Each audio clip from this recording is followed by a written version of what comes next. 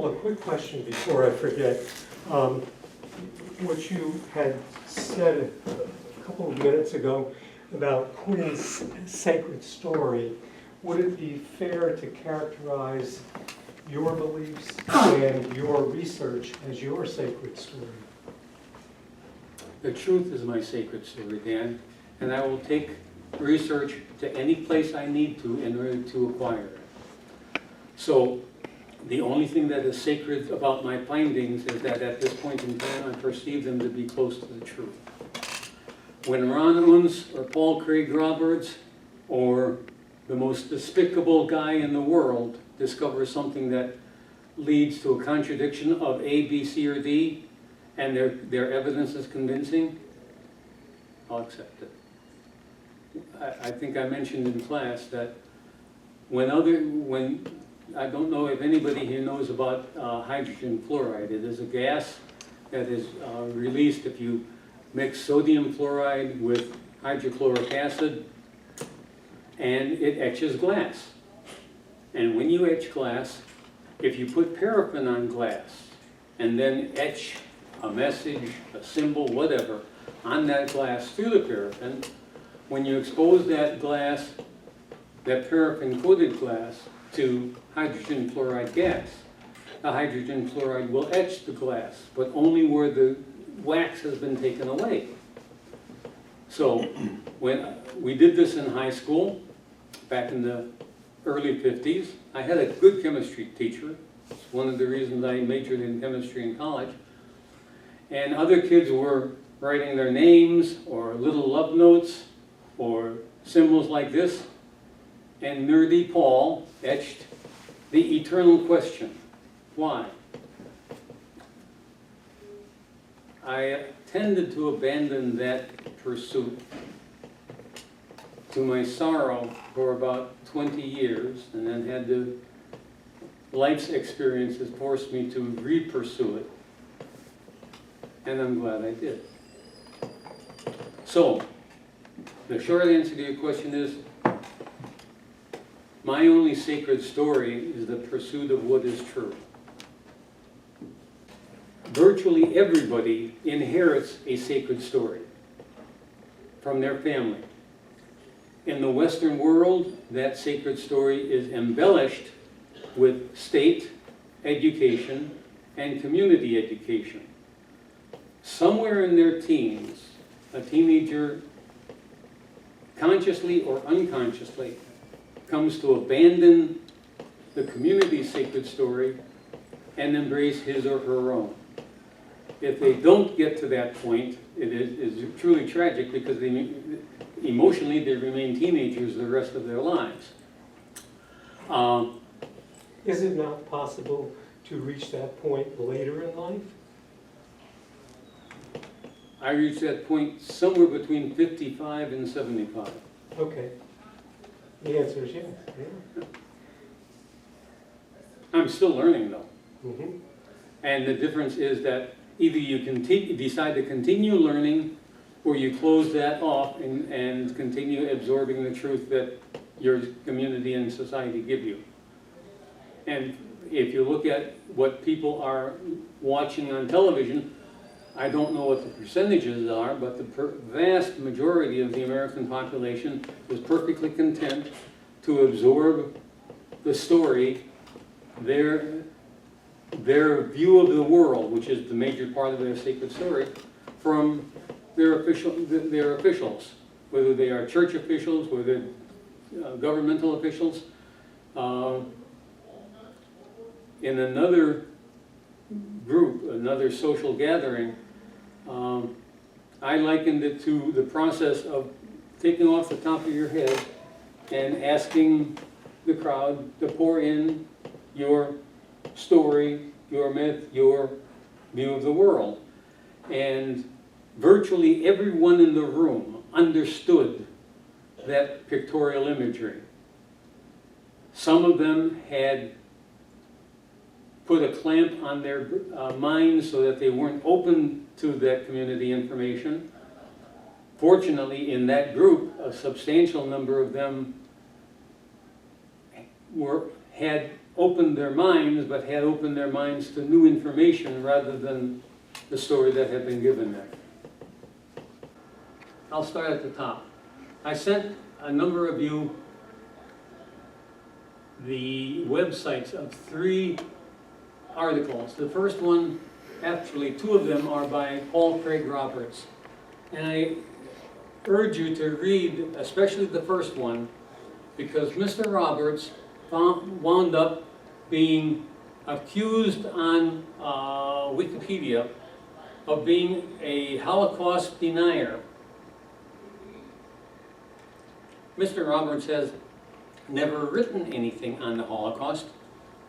His offense, for which he got this negative title, was doing an honest review of David Irving's work. David Irving's work of Hitler's war and Churchill's war. And David Irving does absolutely superb, extensive, thorough research. And so his description of what was happening in World War II from the perspective of Adolf Hitler and Winston Churchill is very accurate with respect to what was happening to a vast number of people, including the tribe. I'm referring to the tribe in order to avoid artificial intelligence identifying negative words that I may wind up using in this video. Because he did not do an exceedingly negative review of David Irving's work, Paul Craig Roberts was labeled in Wikipedia as a Holocaust denier, when he's never written anything about the Holocaust. In fact, the interesting little side story is that David Irving sued Deborah Lipstadt because she had called Irving a Holocaust denier, and Mr. Irving, in his incredible naivete, thought that he could take a member of the tribe to court and get that tribal member to reverse the nomenclature that she had applied to him.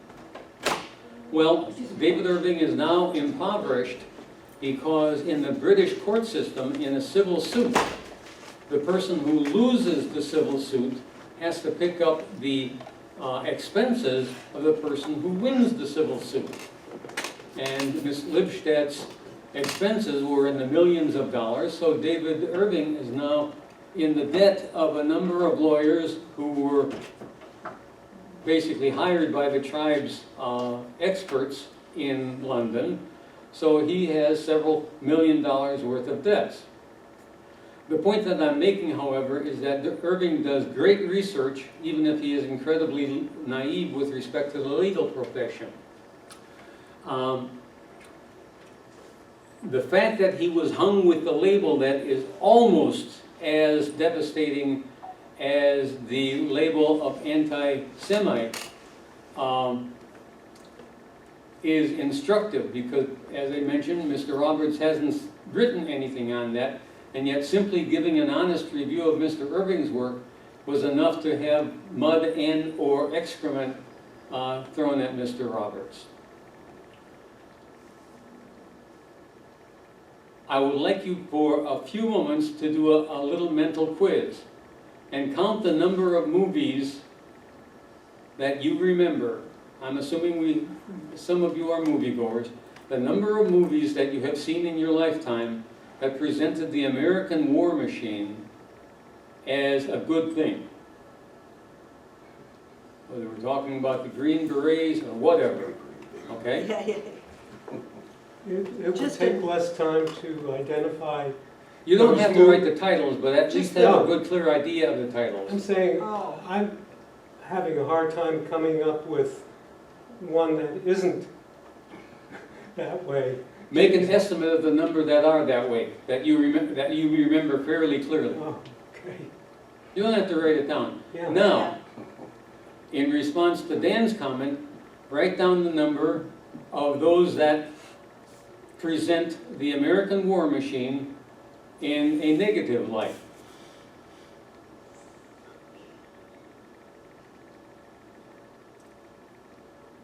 The third question is, write down the number of American movies that depict relatively graphically and sympathetically the genocide committed against the indigenous population of the of America.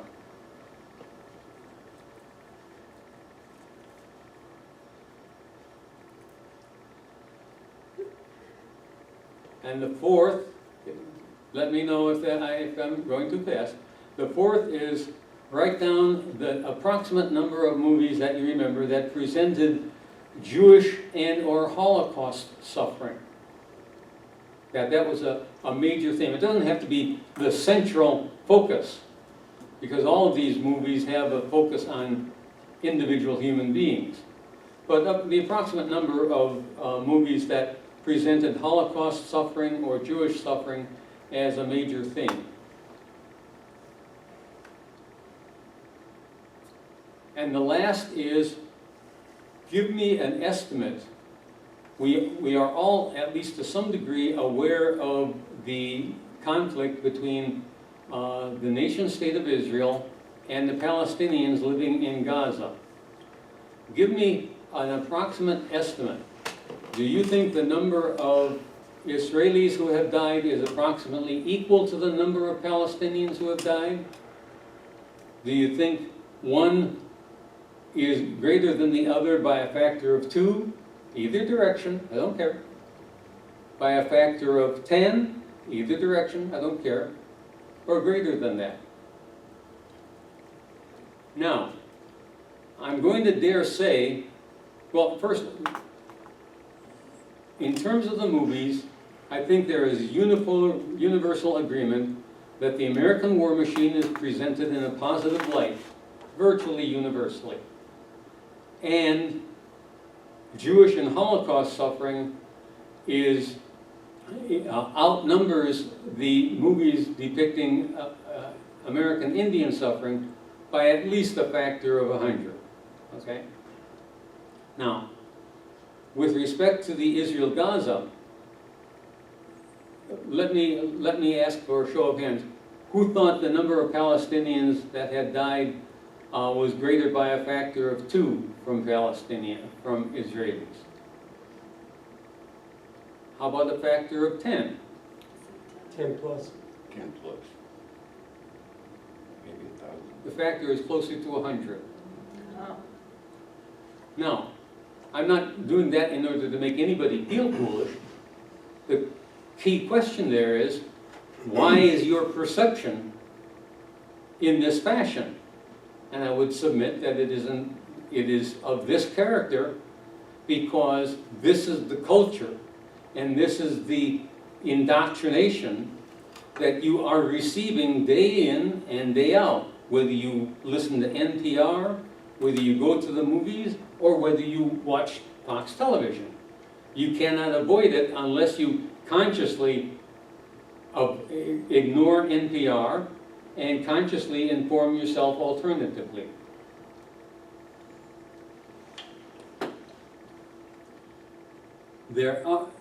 That leads me to the transition, because I want to speak about conflicting social theories of the 21st century.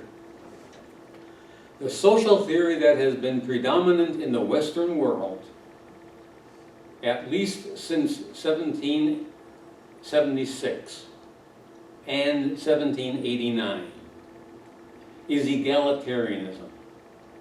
That everyone is equal before the state, that every human being, even though the Declaration of Independence says man, the implicit understanding is every human being is endowed by his or her creator with certain inalienable rights. And among these are life, liberty, and the freedom to possess property. Now the reason Jefferson didn't phrase it that way was that at that point in time in American history, only people with property, only males with property were allowed to vote. But that was in transition. So I'm going to give Jefferson and the avoidance of certain terms the benefit of the doubt. In 1789, the declaration was made, actually shortly, this was made under Bonaparte. To the Jews in France, as individuals, everything.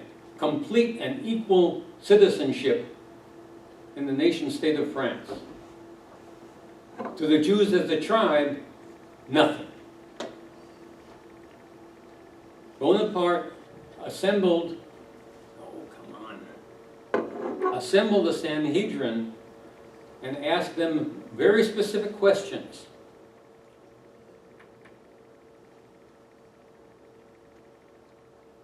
Those questions pertaining to the extent to which they were willing to become French citizens. The unfortunate thing is that when the rabbis in that Sanhedrin answered the questions, they gave Bonaparte the answers that he wanted rather than truthful answers. This is what is stated in an article written by a Jewish author for a Jewish publication for universal consumption. So I'm not dredging something out of the back room. They told Napoleon what he wanted to hear so that the French could continue living as French citizens, but with the potential of divided loyalties. Victor Ostrovsky wrote a book entitled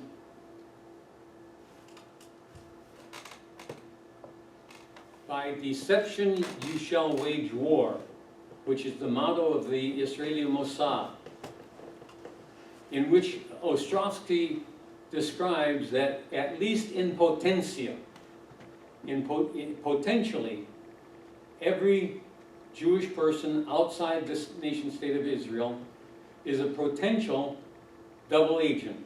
Because if a Mossad agent approaches John Schwartzman in New York to assist in the destruction of the World Trade Center buildings, there is a divided loyalty, and John Schwartzman may or may not be susceptible to being invited to help the nation-state of Israel. That's not true for the Irish, that's not true for the British, that's not true for virtually any other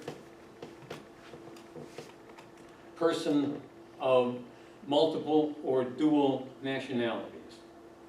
That's Ostrovsky's words, not mine. There is a legitimate distinction, at least I would use it as a distinction in talking about American Jews versus Jewish Americans. And I'm departing a bit from my outline here because I want you to be aware of the categories. Gilad Atzmon discusses several, Atzmon is born of Israel. He is now a jazz musician, a world-class saxophonist living in London and making a substantial amount of noise by resisting the Zionist state. But he writes on political philosophy, and he describes three different kinds of Jew. And if you keep these kinds of Jews in mind, I think it will be very helpful in terms of understanding both what we deal with in this class and the question of dual loyalties. He says, some Jews observe the Jewish religion, and if that is their association with Judaism, they are not a political issue at all. In fact, the Jewish religion as it is practiced, other than in the Orthodox, is like the Christian religion, is basically an offshoot of political religion, and the Islamic faith in the Western world is having a struggle with the extent to which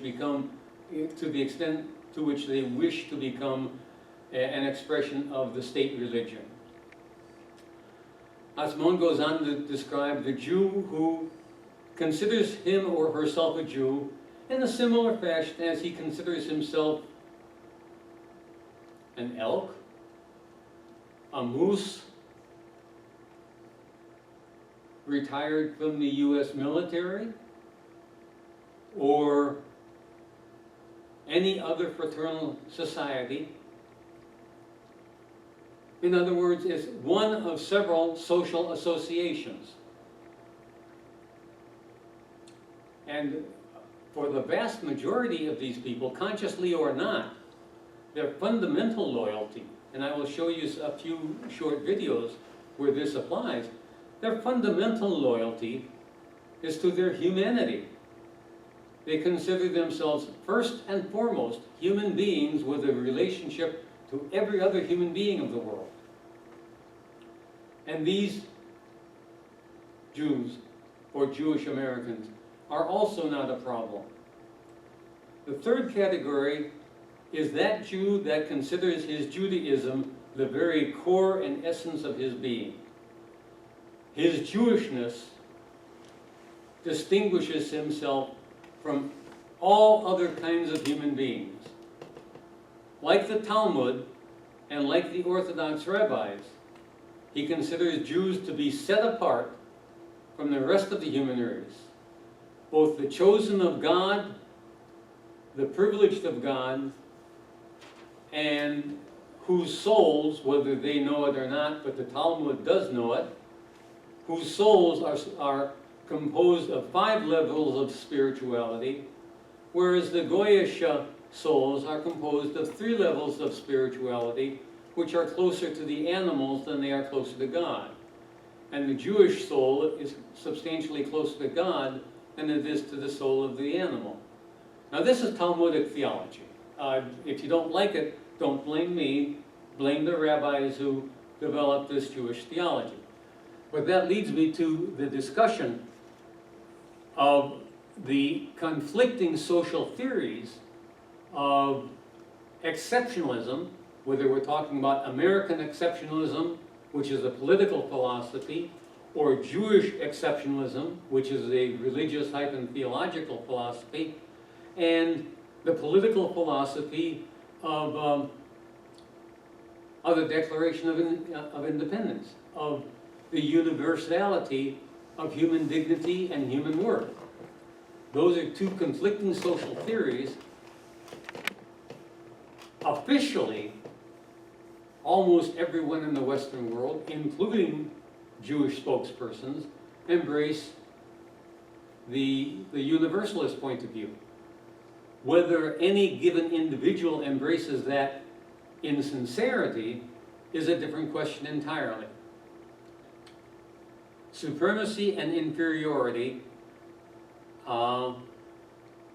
In the 20th century, the social group that embraced superiority most vigorously and openly was the Nazis, whereas the German Nazi was an Untermenschen, and Slavs in particular, but most other human beings were Untermenschen. I wish to quote, and I would show it to you in Hebrew, but I don't think that would be terribly helpful since I'm probably the only one here that can read Hebrew. But there's a quotation on a public building on Mount Zion outside of the walled city of Jerusalem. It is a quotation from Sanhedrin 37a. If you saw the movie Schindler's List, this quotation was cited in Schindler's List. The quotation is that he who saves one child, it is as if he has saved the entire world. That sounds like a very warm, humanistic, egalitarian social point of view. What I have quoted for you is the English translation. I am sorry, but I have to give you an accurate translation of what the Hebrew text says. And the Hebrew text says, he who saves one of the children of Israel, no, he who saves one of the sons of Israel is as if he has saved the entire world. The English is very egalitarian, and the Hebrew is very restrictive.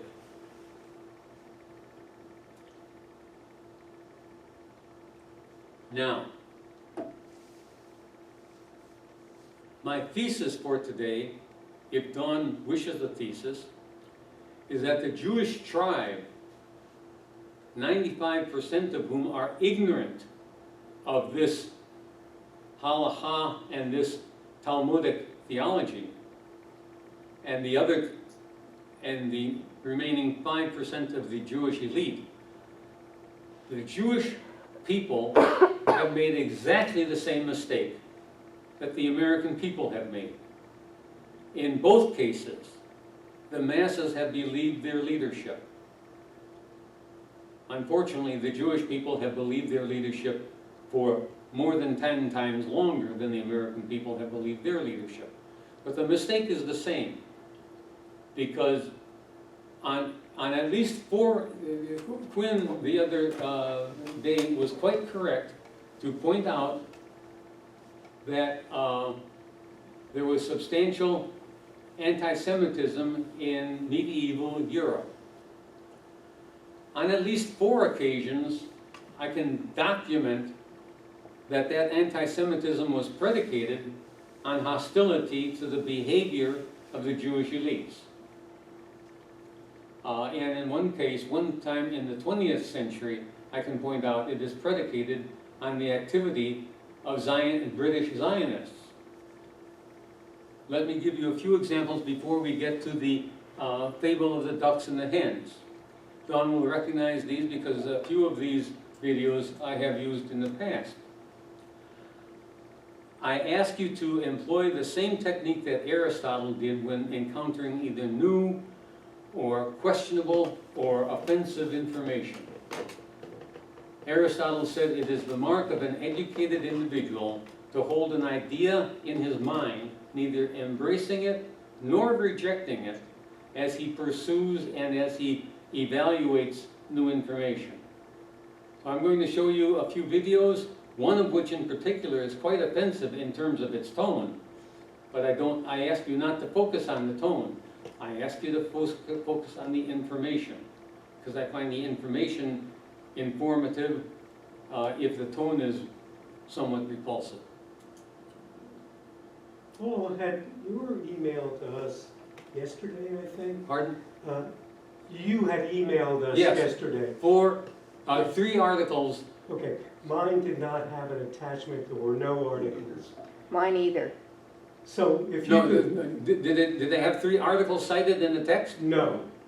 I will resend that. I don't know Please. what. Please, yeah. However, on those 3, it's easy to tell you. Paul Craig Roberts wrote 2 of them, and in the one that he wrote for the 19th of November, he cites the earlier one. Okay, paulcraigroberts.org. This is not excusing me from right. But I want you to be aware of the people who watch the videos. And in that very same article, Paul Craig Roberts cites the article by Ron Unz that is entirely too long. Ron Unz has not learned how to use footnotes. He has not learned how to say in 10 words what he likes to say in 100. That's a different matter. But I will send that out, and I will make sure that you get a copy of it, Dawn, so that you can include it, should you wish to, on the video. Okay. The fable of the ducks and hens presents a fable, a story. Because of the symbols used, the fable is directed against a specific tribe. I ask you to look at the fable, however, and ask if the response of the ducks is rational and appropriate in view of the behavior of the hens. Ignore the symbols for the time being. I won't play all of it because I don't want to use that much time.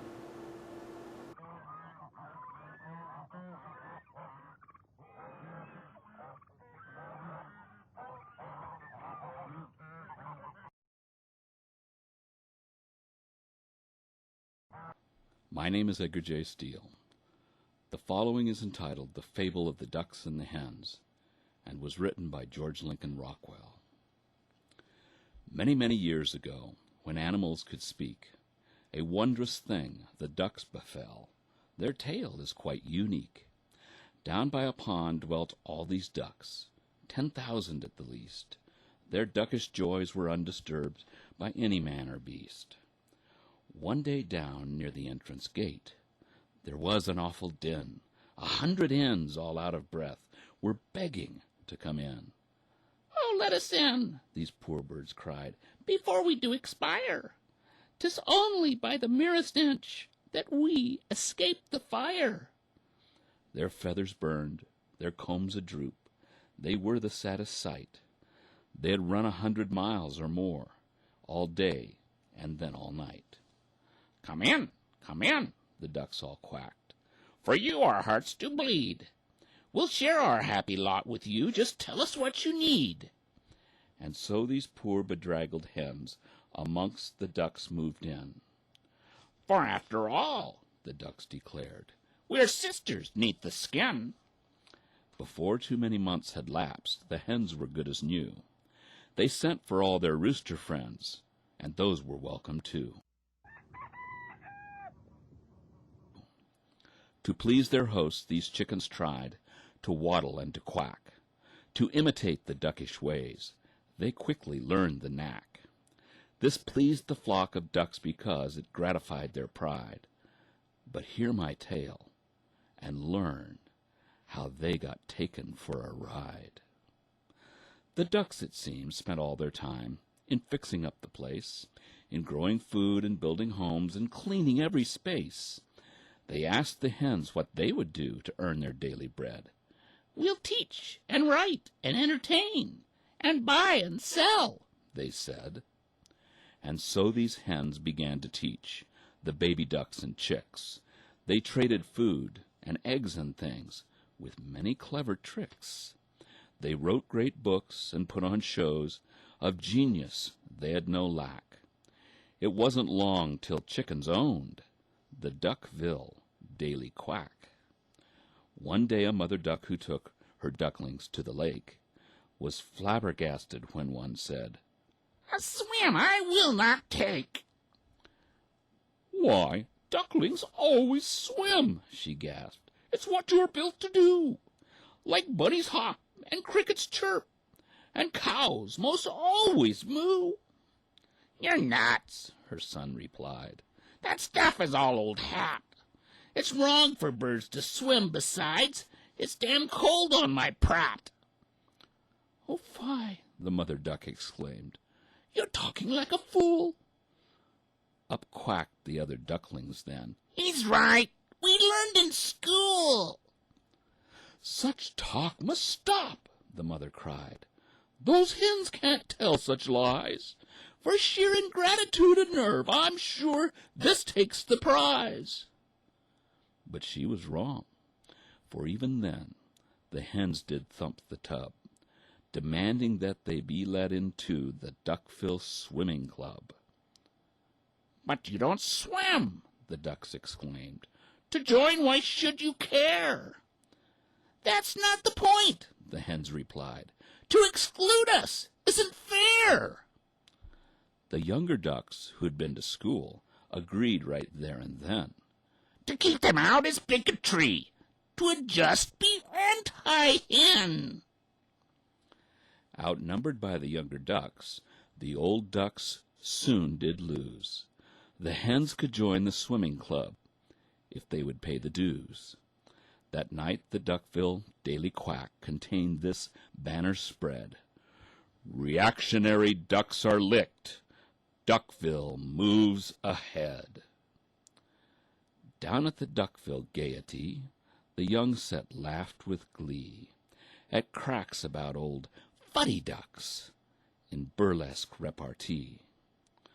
Next day the hens were at the club. A petition they'd sent round. They objected to the swimming fund with fury and with sound. "You use our dues to fix the pond, to keep it neat and trim, and this is wrong," they said, "because you know we do not swim." "God help us," exclaimed a wise old duck. "Those chickens have gone mad. We'll take this thing to court, by George, and justice will be had. But when they went before the judge, imagine their dismay. A chicken judge decreed that they a heavy fine must pay. Minorities must have their rights, the judge declared right then. To use hens' dues to fix the pond is very anti-hen. Once more the Duckville Daily Quack emblazoned across the page. Old fuddy ducks refuse to see the great new coming age. In Duckville's church on Sunday morn, the preacher spoke these words. Discrimination's got to stop. Remember, we're all birds. The wisest duck in all the town sat down in black despair. I'll write a book, he thought, and then this madness I will bear. Let swimmers swim, let hoppers hop, let each go his own way. Let none coerce a fellow bird, was what he had to say. 'Twas wrong to force the hens to swim, so here's the problem's crux. It's just as bad for hens to try to chickenize our ducks. I can't print that, the printer said. 'Twill put me in a mess. My shop is mortgaged to the hens. The chickens own my press.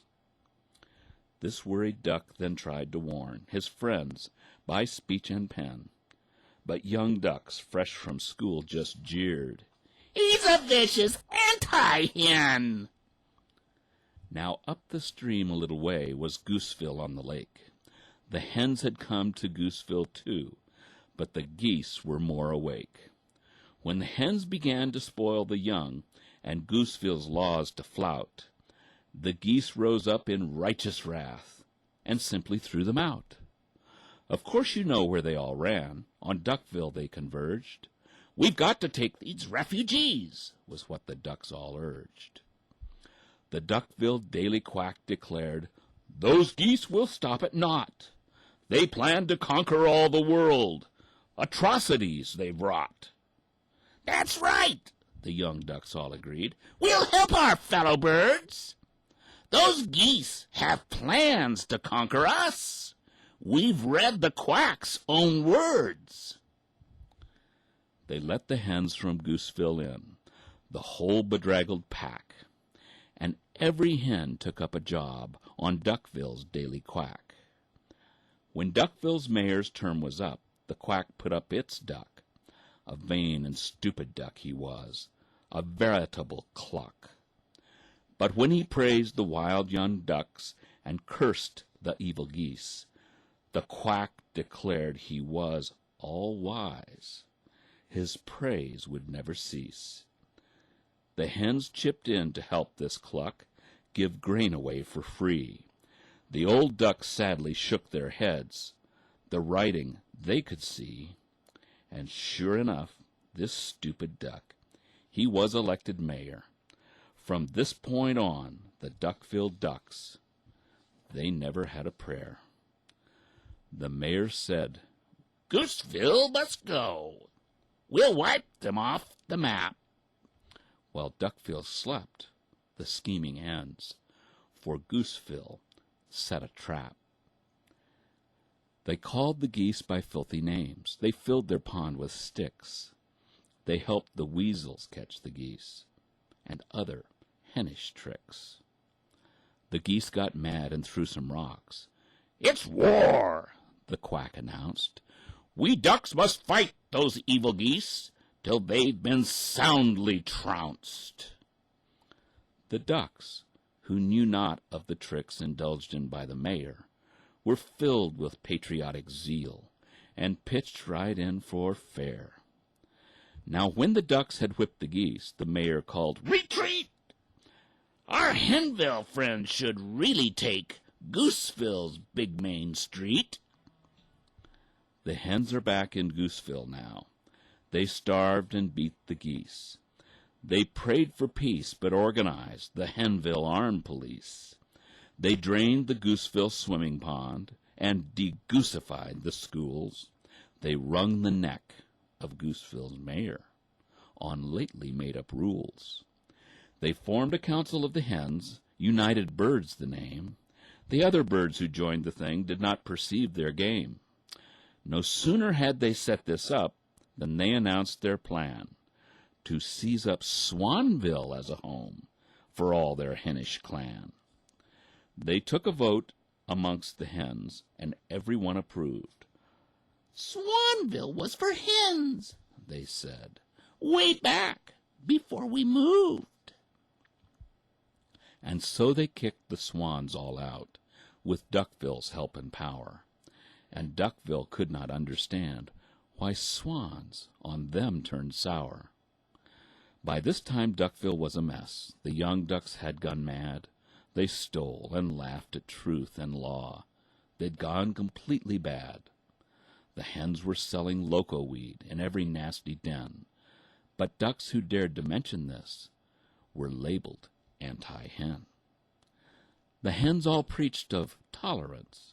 They invoked the golden rule, but they subsidized the indigent, the greedy, and the fool.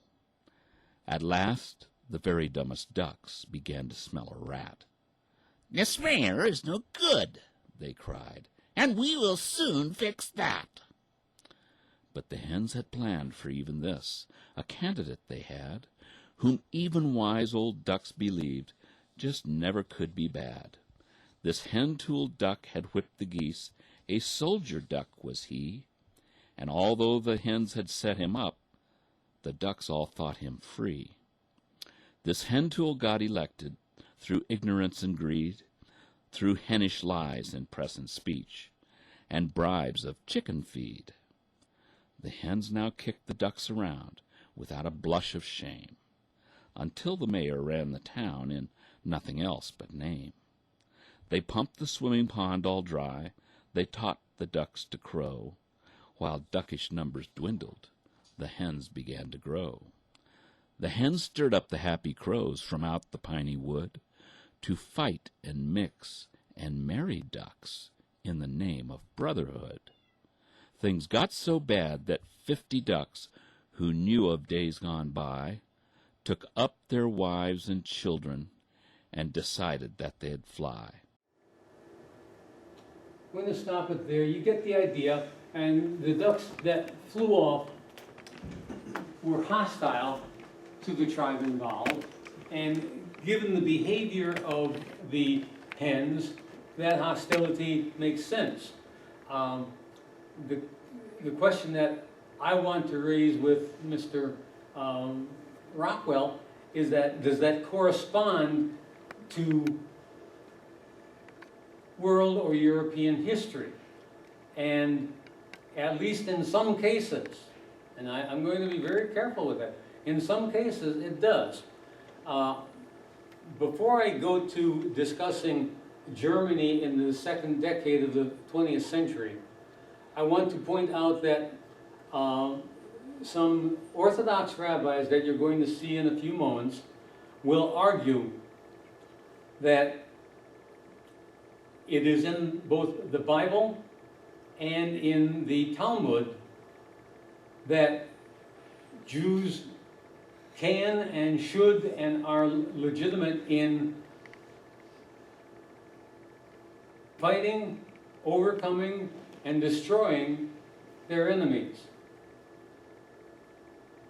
In the book of Joshua, Joshua is severely criticized, not for the genocide that he performs in Palestine, according to the Bible, but for letting the animals of a particular town live.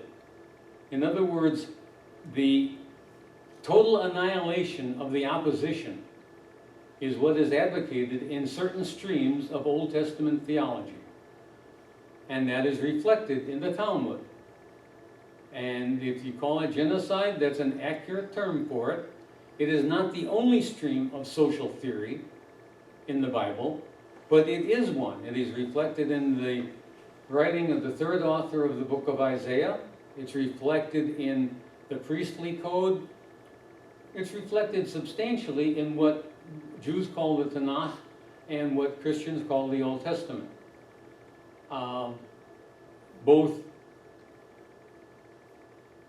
modern Jews, by modern I mean exposed and having adopted something of Western attitudes, and Christians tend not to take those kinds of passages seriously. I guarantee to you that political Zionists and ultra-Orthodox Jewish rabbis take those passages very seriously, as you will see in a moment. But I wanted you to be aware that for whatever passages that occur in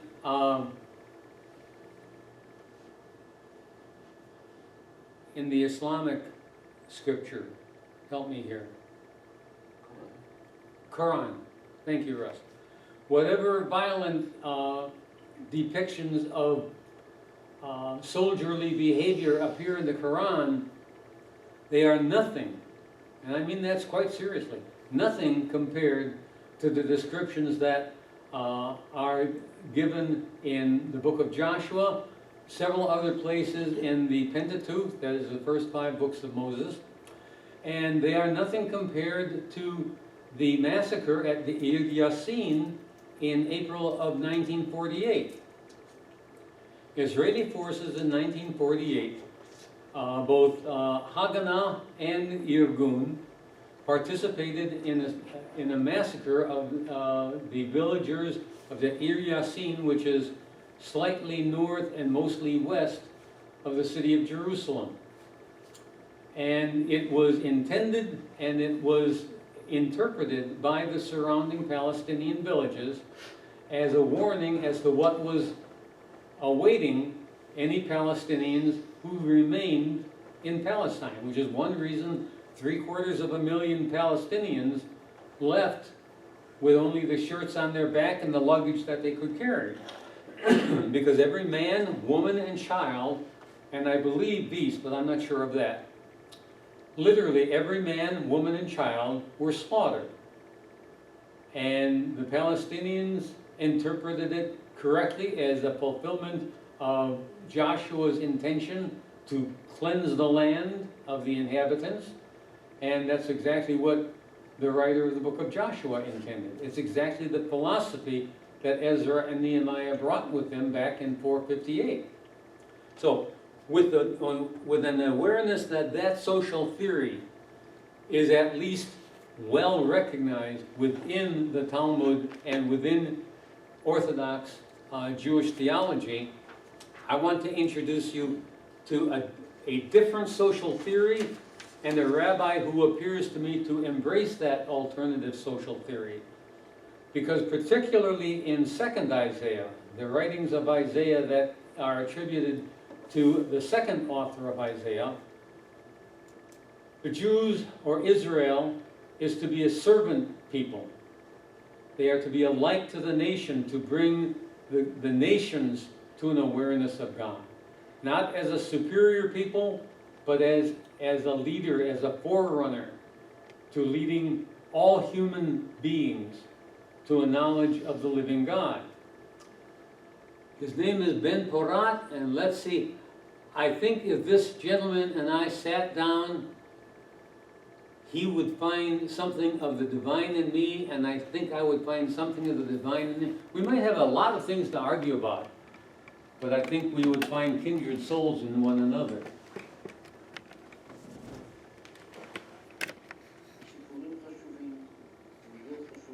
He had the courage to read Mein Kampf. סיפורים חשובים, עובדות חשובות, שמעבירות דברים שלא קיבלנו בבית הספר. לא קיבלנו בתוכנית הלימודים, כשם שלא לימדו אותנו, גם בחינוך גבוה. נתתי הרצאות לפני מורות ומורים להיסטוריה. למה באמת היטלר היה נגד היהודים? מה הוא רצה מהם? מה הפריעו לו? אבל הדברים כתובים כאן במיין קאמפף. זה הספר יצא רק לאחרונה, התירו לתרגם מיין קאמפף בעברית, זה היה אסור כל השנים. אבל יש לי תרגום קודם יותר שיד ושם תרגם קטעים, להם היה מותר. היטלר טוען בספר שלו שהיהודים הם קומוניסטים. הם עשו את המהפכה ברוסיה. הם הרגו שם 30 מיליון רוסים, את כל האינטליגנציה, בצורה אכזרית ונוראה. ואת זה הם רוצים לעשות לכל העולם. הארץ הבאה בתור זה גרמניה. הם הקימו את המפלגה הקומוניסטית והסוציאליסטית הגרמנית, וזה נכון. אם אנחנו לא נתגבר עליהם עכשיו, הם יחסלו אותנו וישחטו גם כאן 20 מיליון איש את כל האינטליגנציה. וכך הם הלכו מארץ לארץ. כשבסופו של דבר האינטליגנטים היחידים, החכמים היחידים, יהיו רק היהודים. והוא חוזר על זה הרבה פעמים, שלא תהיה טעות. והוא צודק. את המהפכה ברוסיה עשו היהודים. את הצבא הרוסי בנה טרוצקי, שהיה גאון עצום. שונא ישראל שלא היה שני לו.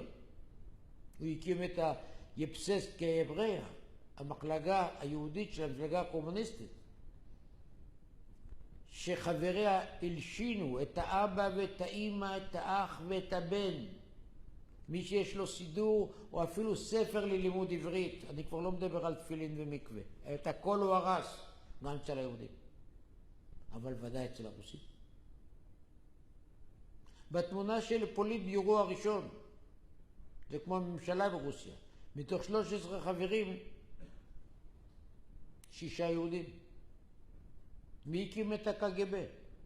לפני כן קראו לו NKVD. יהודים. אם כן, הדברים טובים מפורש.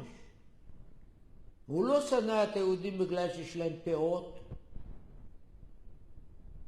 הוא לא שנא אותם בגלל שהם שומרים מצוות. בגלל שהם קומוניסטים. והוא כותב כאן בצורה ברורה. היהודים הרסו את הדת ואת האמונה. הם הפיצו בגרמניה את הכפירה באלוקים. כך הוא כותב. אני מרגיש שליחו של אלוקים לחסל את היהודים, כי הם כופרים בו. את זה הוא כותב כאן. אתם מבינים עכשיו למה הם לומדים את זה בית ספר? כי מי כותב את תוכניות הלימודים? אותם שמאלנים. הם ודאי לא יכתבו שהיטלר רצה להרוג את היהודים בגלל שהם אבות השמאל העולמי ואבות המרקסיזם, קומוניזם, לניניזם. אבל את זה הוא כותב.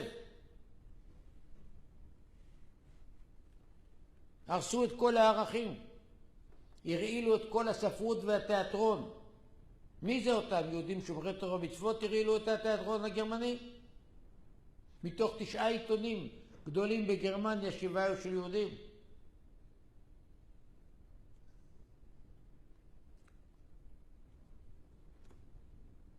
היה אחד מגדולי הקומפוזיטורים בעולם, וגנר, שעד עכשיו אסור לנגן את המנגינות שלו. עד עכשיו הוא בחרב. כי הוא היה אנטישמי, הרבה לפני תקופה נאצית.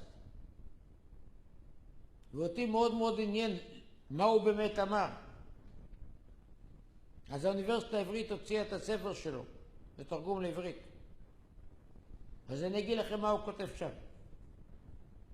אני את היהודים לא אוהב. את הדתיים לא אוהב, אבל מה אכפת לי? את היהודים שעזבו את התורה ואת המצוות ונראים כמו גויים, אני שונא.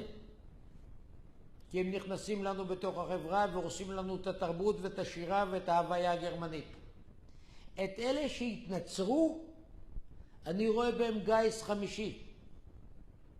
גיס חמישי שעתיד להרוס את כל האומה הגרמנית.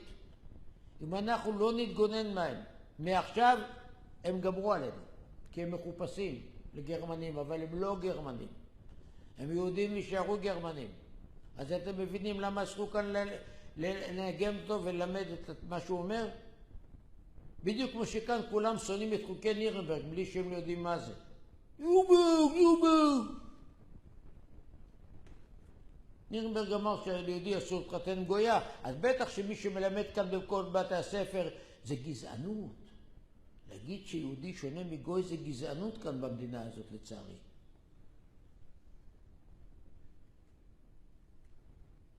נירנברג סך הכל העתיק מה שכתוב בתורה.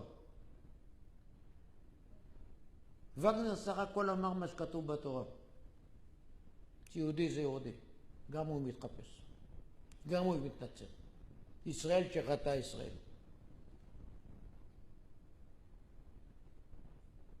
אתם, הוא כותב, אנשים רחמנים. אנחנו אנשים אכזריים. אתם הורסים לנו את התרבות. כן, ככה כותב וגנר. ולכן כל הספר שלו מכוון כנגד המלחין מנדלסון, שאביו המיר את דתו, שהוא היה בן 5, התבלט לנצרות. כותב לו, תשמע, אתה חושב שאם אתה מדבר גרמנית והתנצרת, נהיית גרמני? לא. השירה שלך היא בכיינית. המוזיקה שלך היא לא אותנטית. ואתה מרעיל לנו את התרבות, כי אנשים חושבים שזה מוזיקה גרמנית. מוזיקה גרמנית מלאה גאווה, ואתה לא יכול לעשות את זה. ולכן אתה נקרא אויב התרבות הגרמנית. אז הוא לא צודק? בטח צודק. בטח צודק. אתה בחרתנו מכל העמים, נכון. אנחנו ענבים, רחמנים, ביישנים, נכון, על זה גאוותנו.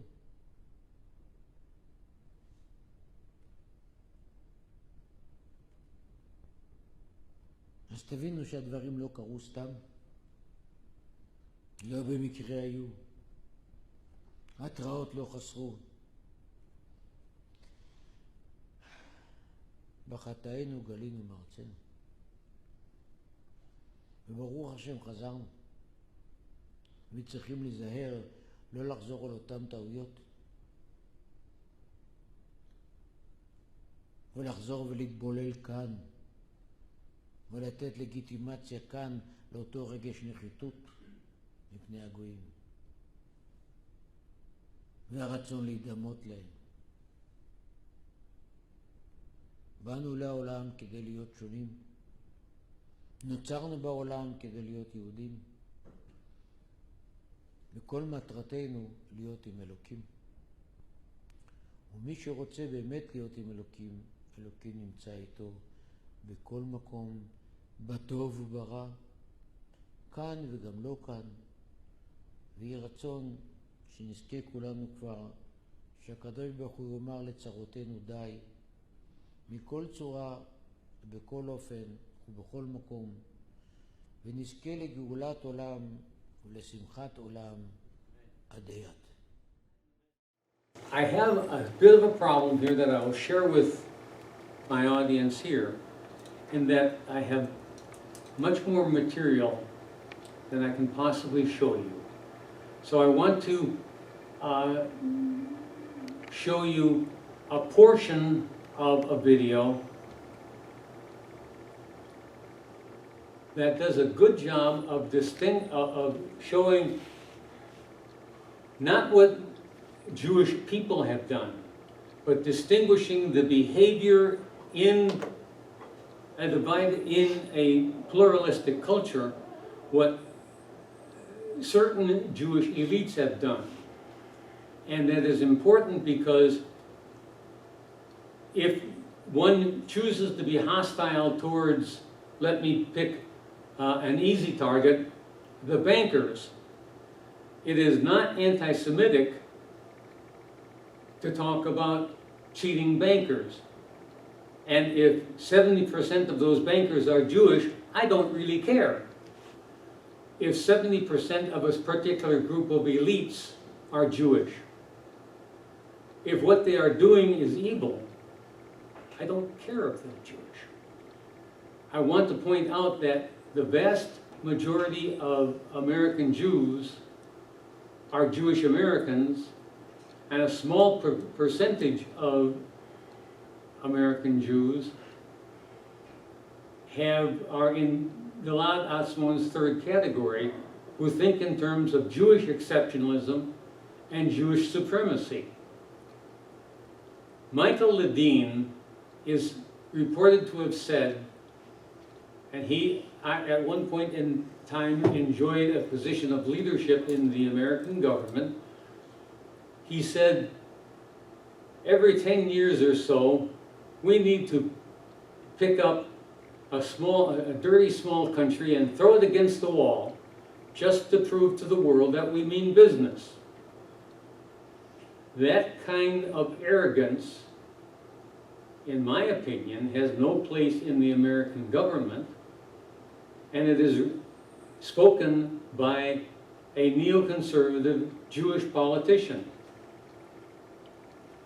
The reasons for the Iraq War at least are twofold, and those two reasons are oil and to fulfill the desires of the nation state of Israel. I would assert that it is not anti-Semitic to call attention to the power of the Israel lobby. Now, as a justification for including a substantial number of Jewish elites in that group, I want to show you part of this. And I'm not going to start, well, let's see, this is only 9 minutes. I'll see see how long I will let it go.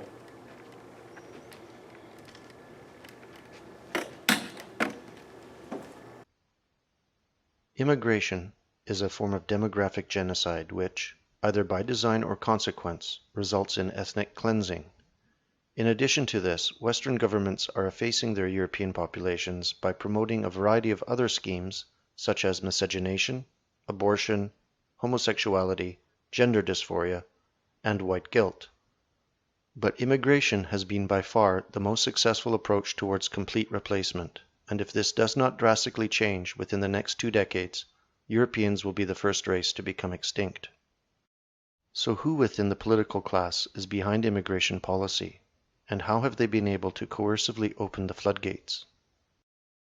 Whether the discussion begins with the diaspora after the Bar Kokhba revolt, or seeks to understand the role played by fifth columns during the fall of the Visigothic kingdom to Muslim forces in 711 AD, there has been a continuous thread over some 2,000 years of a Jewish influence within the lands inhabited by Europeans that has sought to undermine the integrity of cultural boundaries and, more crucially, the conception of borders.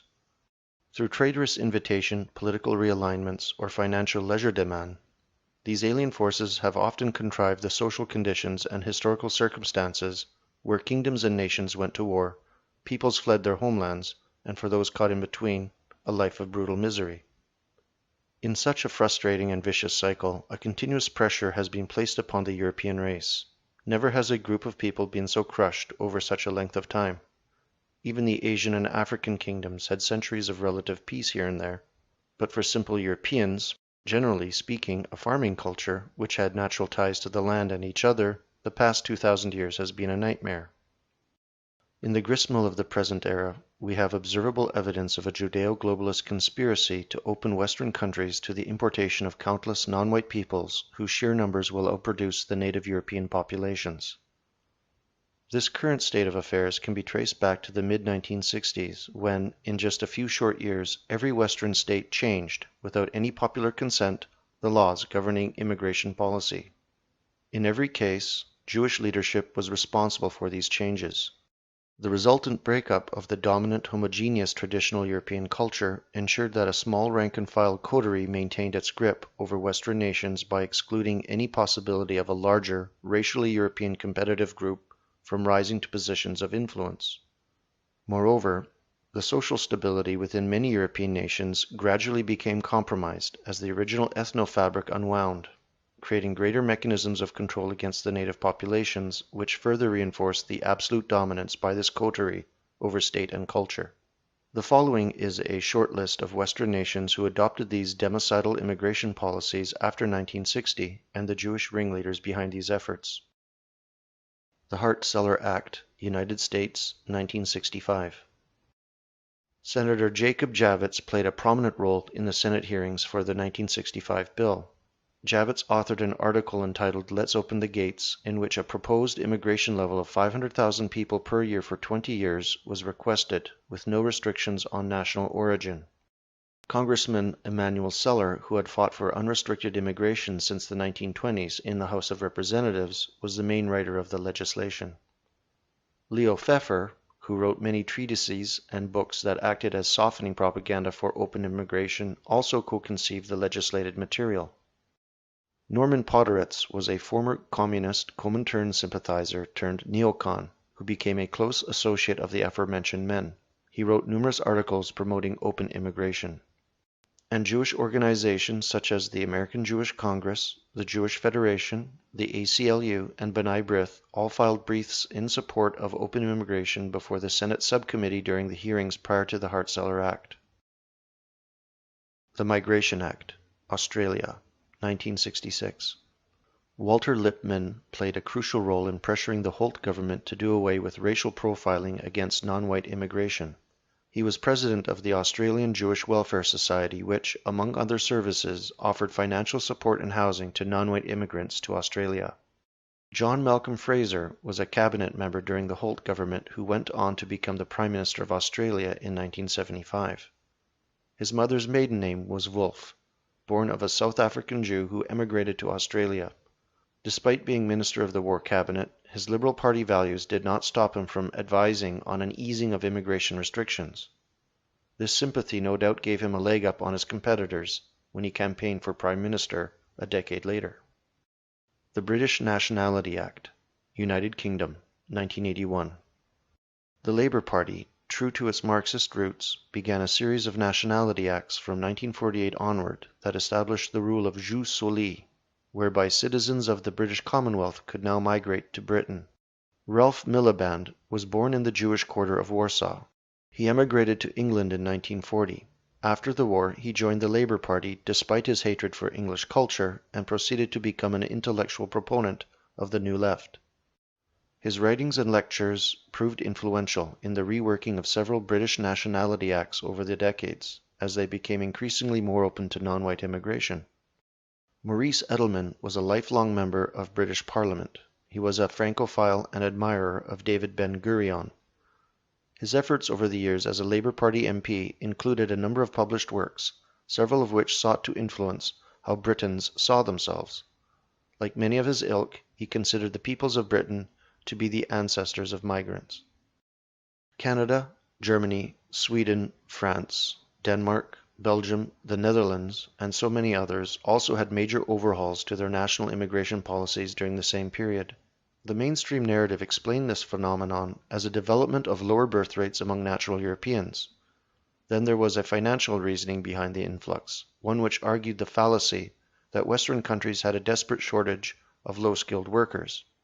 And now the latest explanation for mass immigration has been given, that Europeans need to become more diverse, despite the demonstrable fact that about 97% of all hair colors and 96% of all eye colors attributed to human beings belong exclusively to the European haplogroup.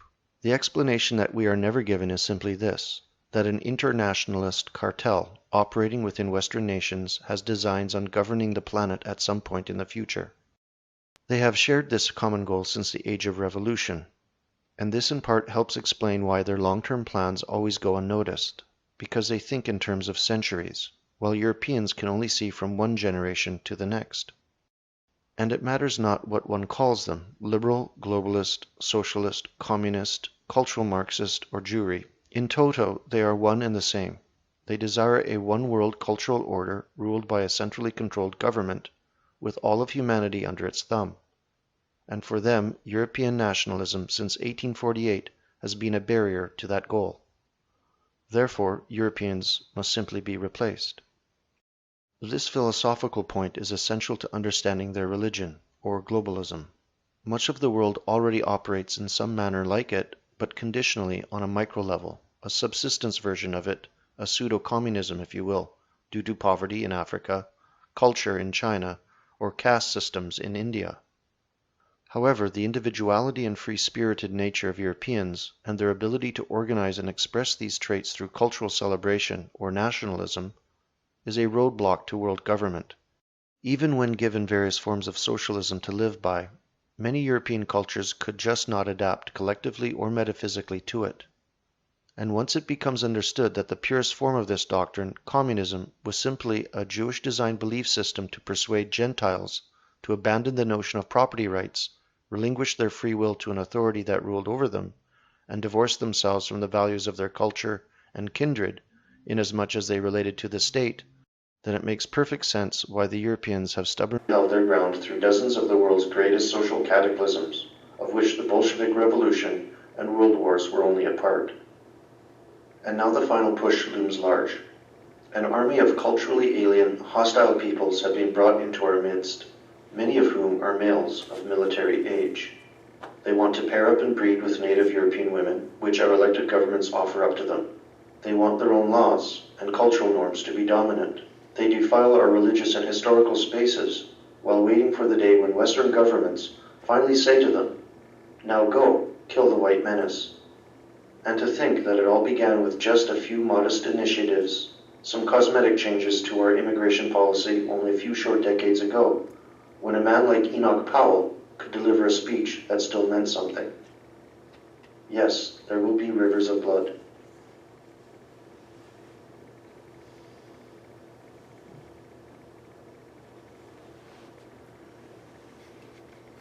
I am glad that the speaker went through the litany, whether you call the managers of this process liberals or cultural Marxists or Jewry. The one mistake would be to blame, quote, the Jews, whatever that phrase means. But I made the assertion that the Jewish tribe has made exactly the same mistake that the American people have made. And that is that they have trusted their leadership rather than coming to an understanding of what is good for themselves and for their tribe and for humanity. They have trusted their leadership. And their leadership consistently has enforced their rules against their people. I will point out that when Hannah Arendt suggested that Jewish leadership was at part responsible for the miseries that the Jews experienced under the Nazis, she was essentially excommunicated from the Jewish community. When Judge Goldsmith dared to suggest that Israelis had committed war crimes in one of the attacks of the Israelis on Gaza, he was threatened by the Jewish leadership with not being able to attend his grandson's bar mitzvah. The social control of Jews by Jewish leadership is very strong and is represented, quite frankly, in the effective social control that is exercised in the Western media. Western media has told you what words are acceptable to use and what words are not acceptable to use. It has told you what is politically acceptable and what is politically unacceptable. And in most cases, I am saddened to say that this process has been accomplished, as Click and Clack would have said, unencumbered by our thought process. Thank you.